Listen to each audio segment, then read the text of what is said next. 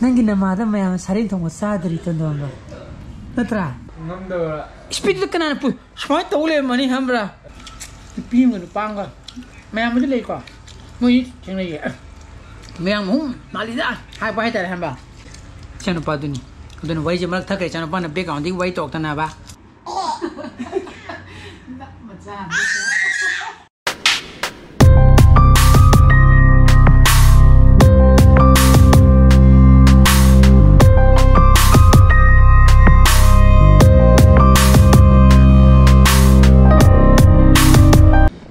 blog edit to bolo re sima upload to mani dona horen di matam sana video mem la ne bako keno mangang e to ani jine boi sana ba conversation ne ji ko ngo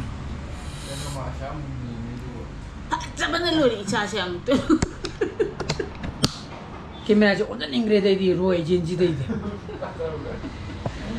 la to pa na ba to wa thi wa len to le no ai thi wa len to le anu bungo phagi nati ko class 9 kara abni hanga ba angang masaduna tau yadra matam parigi ne loina oidaba larik ni saji acha putro tor kandi udana blog edit to bolo re si thing masi tagalani duga ine nam aduga aina hojik nammi ba masi gi blog si di si thak si gi blog se thak masi thak ka da blog se si gi matung da 2 days da oina thengna dune ba ko fucking with the shame of tamezi ta tabra Chana pa ga yang kung ya keno hapre ni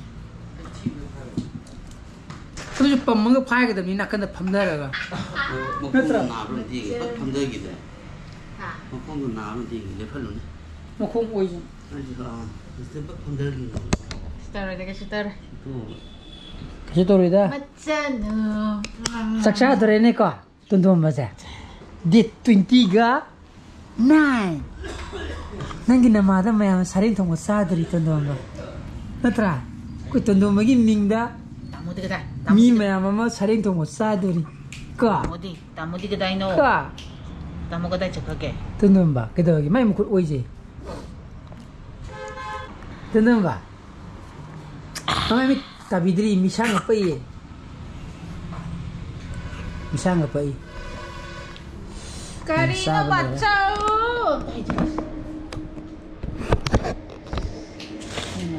bunga phagi nati baba si blog su ga ni jange ai joystick ahum je ani je khaga sa sok sulo amna thingil so awda kino lebne cable do lebne awda charger ma to su lebne thingilo choi de ni kirne kandiem oiran battery je yar am to hogolo bung to hogolo tum to kandiem choi de ni oiran ni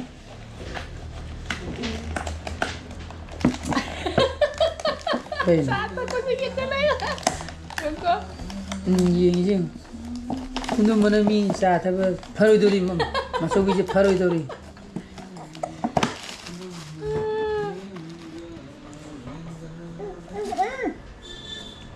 muluk phuluraga amma jam to ko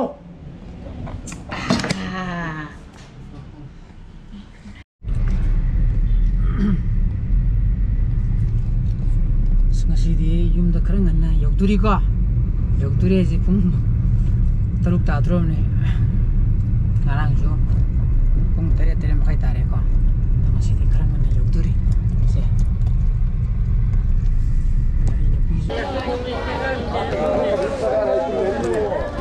hamur ganda ina tere to ama thamne se mila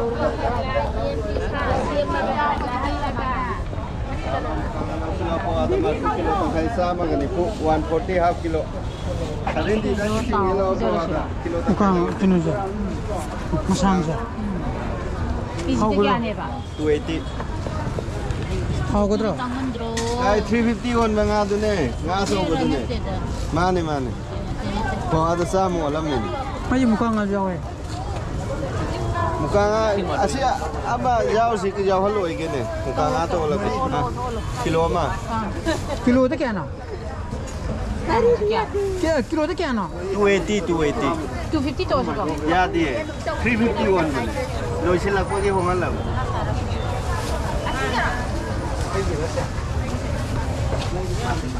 무가가 쪼우더면 이제 하고.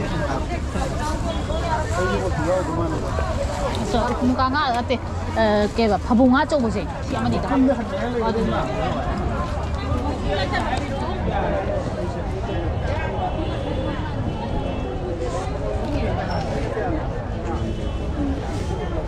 쟤는 네 하박도. 한번다가 용비로 한때도. 그러니까 비저. 수분이 짜야 맞다.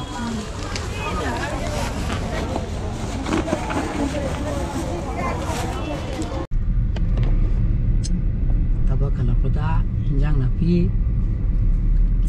nga tepa ay tayo na kung masaya kinundo.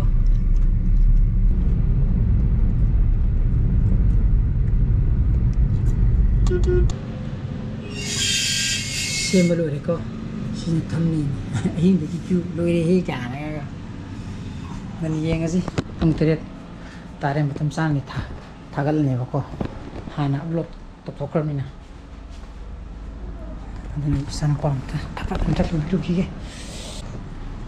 Ano si blog si jo tagapati yung amini. Deko plus. May janitor ne ko may lagte ba ko yung may mukre ba. Ano na nahan sama mo do. Marang nahan sama mo do.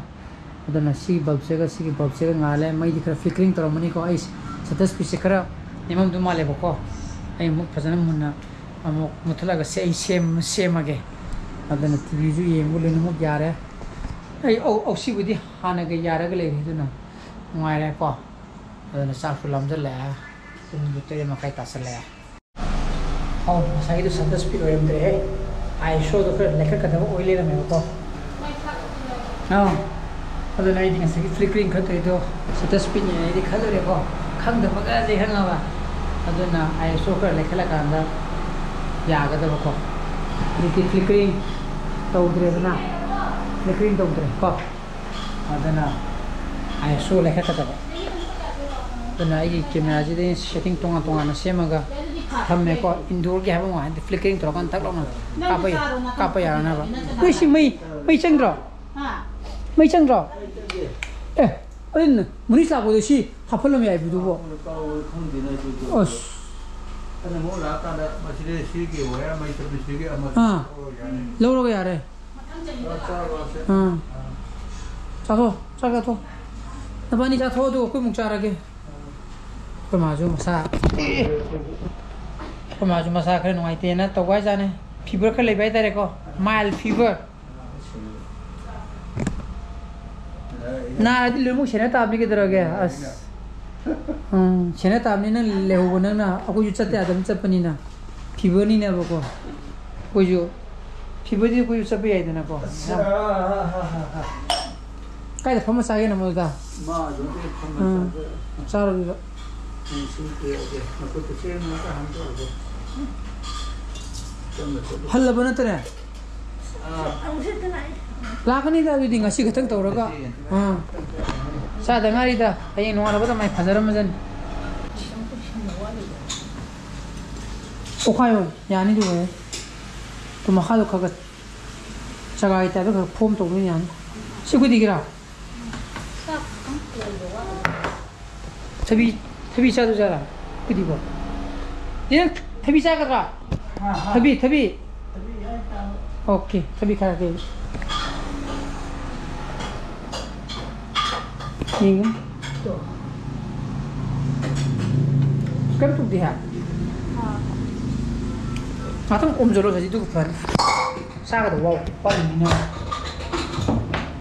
Ini kali.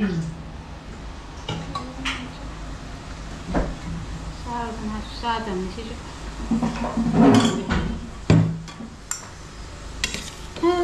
Apa?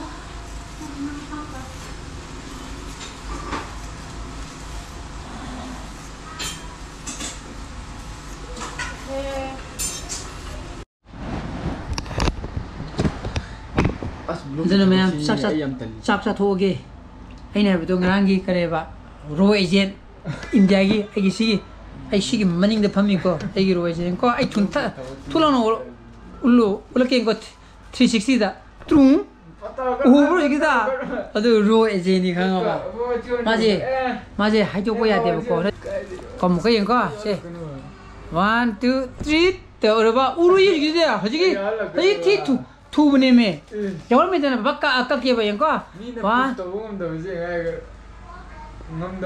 스피드 끝나는 부 스마트 떠올려만이 함라 프레임도 다 함라 하다 마사 강되게 가 예, 그래봐 이거 플리커링 또 보라 또 들어말래 거 메이크업도 하나 또 들어라 너는 싹싹 도와게 TV mấy vàng à che quay ruồi trên ủ chúng này này mai này khẩn lên chứ hàng đôi cái cứ che nâng lắp sao rồi mà xài lên ba sweet corns favorite cái gì chơi đi gì chỗ đi gì mà sao đến chả chơi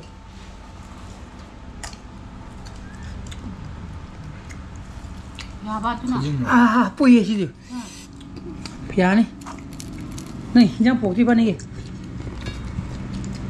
hậu đấy mua hư khi con chỉ sâu thôi nè hậu nè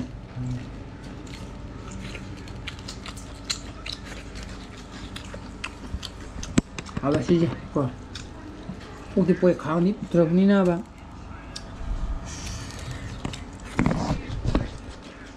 season nào coi chứ đang nhìn ra chào khoai alu sâm thòn nó trái như thế không xin được chấp đâu tao đó pin người bang cả mẹ mới lấy cả nuôi chuyện này vậy mẹ muốn mà đi ra hai ba hai tài hàng bà ôi dồi chỉ cái này rồi không xin được thằng tôi bên này của em mấy mà thà đi hàng một tiếng ngoài tầm này aduh hang tre adum pham na wari mate ma sum tokre ko ayu council thaba ma charu baitai oda su sadi mirang hum male na khalamini ha pa loga snoi pole nang block to du to ba khana ta na wari khara mate mini manga mu ai mu wari sanare ko ado si block se pung ba thabim cha si block se kimi batara ga di ko Orang bikin ini cuma minggu he, hang muda, ngaji tu kata ini, kota ini ada di ko. Adu na tahu ini, hang dah punya ko. Adu bu muda naga, cengeng biru ga muda naga kalau kerja, kami ngaji baca yang ko. Adu mana sama je populer orang dia. Adu tahu re, tak tahu re, habis gimana tu ba. Ini tahu dulu ba, lagi tahu dulu ba thabuk, kena kerja. Cibo sum, mina, haji kang biru ngaji biru tanah ga hari putu, kadang haji. Ngoài giờ bọc cho bài tay này có, cái chú mi mà ủi rồi mi na, adum bang na, adum nào, chỉ có ruồi trên hay đi đâu mà đi có, school đó lắc nợ vẫn xí đấy bà, anh ngay nè, mình đang muốn ghi YouTube ghi mà sao tụi này có, hay ruồi trên đó, channel pa tụi này, adum nào vay cho mà thắc cái channel pa nó bé còn đi vay tọt ta ba, adum nào, bảo lúc bị cái nó, anh hết, chẳng hạn giờ tụi ta, cái tay đấy nó cây cho nó, miếng cốt, hàng một đếch, ngoài giờ tụi nó có, không giờ bên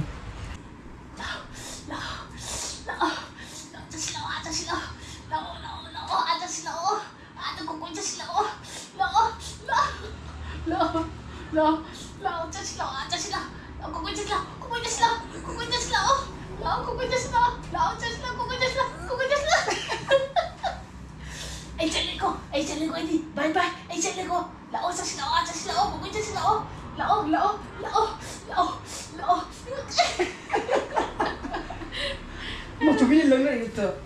손좀 봐. Sabi thaba loidri da fondo. Loidri e thaba. Thaba to loidri e. Apa? Nak langsung lo? Thaba to loidri e.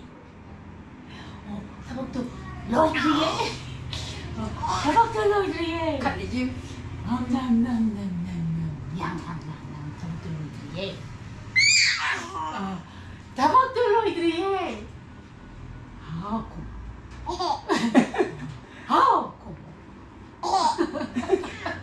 Nak macam Kasi lao đấy kasi đi. nak macam na. Kadai dia tak ada ina. Macam cing dah. Just lah. Kau just lah.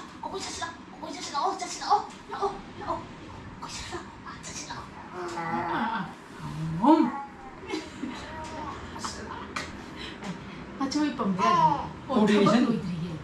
Coordination 짜는 데 있는 게. 다박 로이드리에. 다박 로이드리에. Oh ya, kala dia. Kala dia tu. Nang pam sabi. Kala camera thai. Yung sini mo. Sini mo na ying ni shom na ying mo ya de camera thai. 자식이라. 자식이라. 아 자식이라. 너 그거 자식아. Ya. Iya. Tu camera. Udah ba? Lo. Masuk bi ali tu. Ya. Kau. Asa. Kau. Tonton ba? Aduna mayam. Masih vlog di mata indro senjera cái blog super में थोड़ा दी like तो video मो share तो video अनु views भी में subscribe तो video मो को di sana pasal video so please be safe and be healthy bye bye good night मैं जुला है को मैंने खगा हल्का ने प्रो खगा सांसुम नम ददी को आइजो क्या संग्रे हंजन हाय देना मैं वरो भी गनु अदुबो सुम यंग बिरु प कंबुना दी खंगबिरम गनी को आइगी कंडीशन आय गदरा अदुबो नो पादो यंग ब मीना दी करी ब्लॉग नो नहीं Haram gani ko challe marak na kem nam dre dang na halagan yum dan namena madana khalam gani ko aduna mayam inga si blog de matan dro sanjara ge blog super ma thogadi like to biramo share to view anu views so subscribe to biramo kono sa basile view so please be safe and be healthy bye bye good night chu heng chó kan da ko heng mana ka chó kan da कोई बोले अन नाम थी वो एक रानी को तुम बंदे अब मैं यंग जरा जनी को बाय बाय सेम तो बाय बाय का